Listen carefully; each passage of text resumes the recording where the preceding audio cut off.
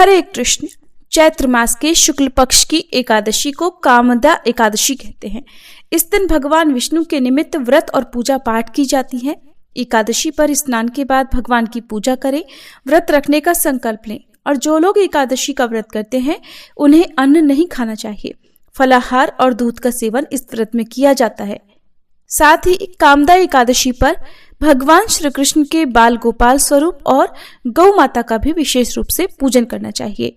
कामदा एकादशी के व्रत से पाप कर्मों का नाश होता है।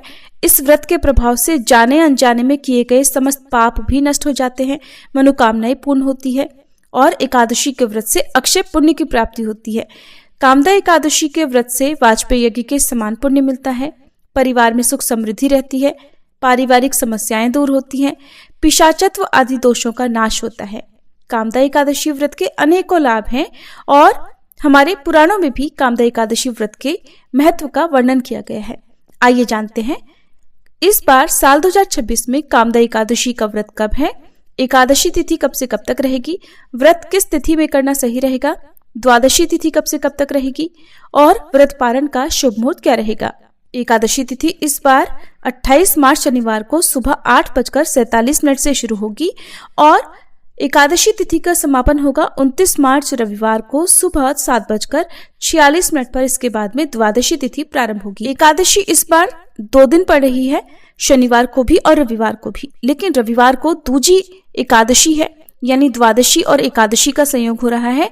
इसलिए आप चाहें तो व्रत तो 28 मार्च शनिवार को भी रख सकते हैं, लेकिन अगर बात करें सबसे सही तिथि की तो 29 मार्च दिन रविवार को व्रत रखना ज्यादा सही रहेगा और इस दिन वैष्णव एकादशी भी होगी।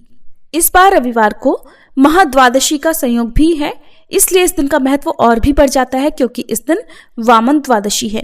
इसलिए जो भक्त इस दिन उपवास रखना चाहते हो उन्हें इस दिन भगवान विष्णु के वामन अवतार का भी पूजन करना चाहिए। इस बार शनिवार को ही मृत्युलोक की भद्रा भी लग रही है। शनिवार रात 8:13 से भद्रा काल शुरू होगा और भद्रा काल रविवार को सुबह 7:46 तक रहेगा। भद्रा का वास मृत्युलोक में रहने के कारण ये भद्रा पृथ्वी लोक के समस्त शुभ कार्यों के लिए अशुभ रहेगी। इसलिए सोच विचार करके ही इस दिन किसी नए काम की शुरुआत करें। रविवार के दिन ब्रह्म मुहूर्त सुबह 4:49 से 5:37 तक रहेगा और सूर्योदय होगा सुबह 6:26 पर, सूर्यास्त होगा शाम 6:37 पर। इस दिन आश्लेषा नक्षत्र दोपहर 2:37 तक रहेगा, बाद में मघा नक्षत्र प्रारंभ होगा। राहु काल शाम 4:30 से 6 बजे तक रहेगा। द्वादशी तिथि 29 मार्च दिन रविवार को सुबह 7:47 से शुरू होगी। इसी के साथ हरिवासर का समय भी शुरू हो जाएगा और हरिवासर समाप्त होने तक एकादशी का व्रत नहीं खोला जाता है। द्वादशी तिथि का समापन होगा 30 मार्च सोमवार को सुबह 7:09 पर। जो भक्त शनिवार के दिन एकादशी का व्रत रखना चाहते हैं, ध्यान रखें रविवार को सुबह से लेकर दोपहर तक एकादशी व्रत पारण का कोई भी मुहूर्त नहीं है क्योंकि हरिवासर का समय रहेगा। तो दोपहर में 1:30 बजे के बाद से लेकर 3 बजे के बीच में आप रविवार को व्रत खोल सकते हैं।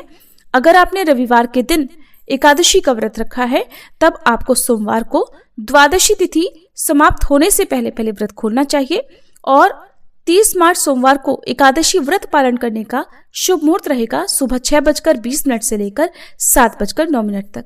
ध्यान रखिएगा 7:09 के बाद से त्रयोदशी तिथि प्रारंभ होगी, इसलिए तिथि के अंदर अंदर ही व्रत का पारण आपको कर लेना है।